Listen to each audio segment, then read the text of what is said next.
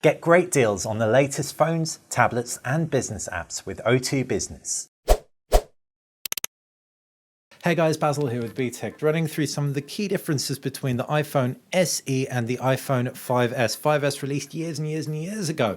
The SE just came out today. We've already done a video outlining how the cameras compare to each other in amazing lighting, how the screens compare to each other, and how the Touch ID compares to each other. But this video is all about a general overview. So design-wise, it's the same phone. Moving on. Okay, only joking. It's not exactly the same phone, but it's virtually the same phone. If you watched our screen comparison, you will know that the iPhone SE is calibrated a little bit warmer than the 5S.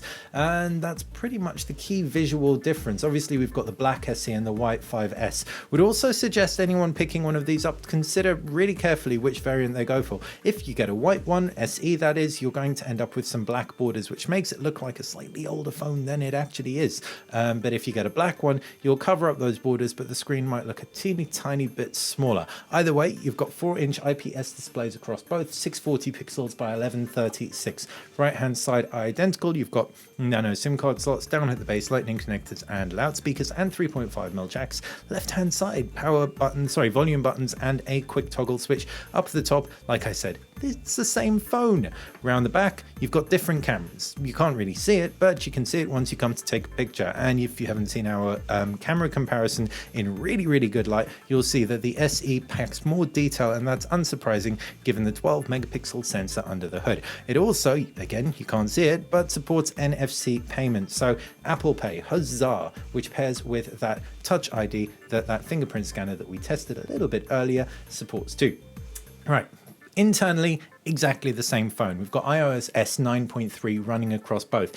Cool stuff like night shift, loads and loads of applications supported, and there's not really too much to dwell on that because they are literally exactly the same from the screen size right through to the performance. But what might change performance is that processor, and that's only really going to be seen with applications given the fact the A7 chip makes absolute mincemeat of the user interface, he says with a slight stutter.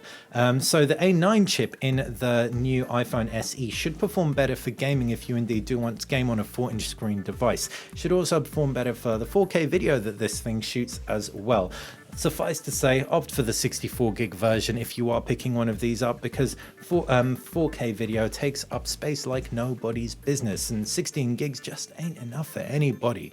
Anyway, back to these two phones. Other key differences: front-facing camera is high resolution on the SE, so it'll record better video conferencing and front-firing video too.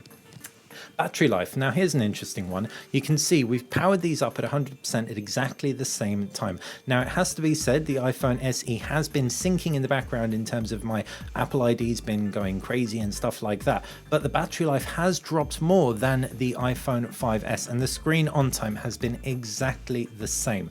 Whether that's representative or not, I'm too tentative to say now, but it's just a point to note. We're really going to be scrutinizing this teeny tiny battery cell, see if it can cope with all the demands of that really current, up-to-date, mega powerful processor. You've also got more RAM in here, but iOS is such an efficient operating system that we don't really dwell on RAM too much when talking about it.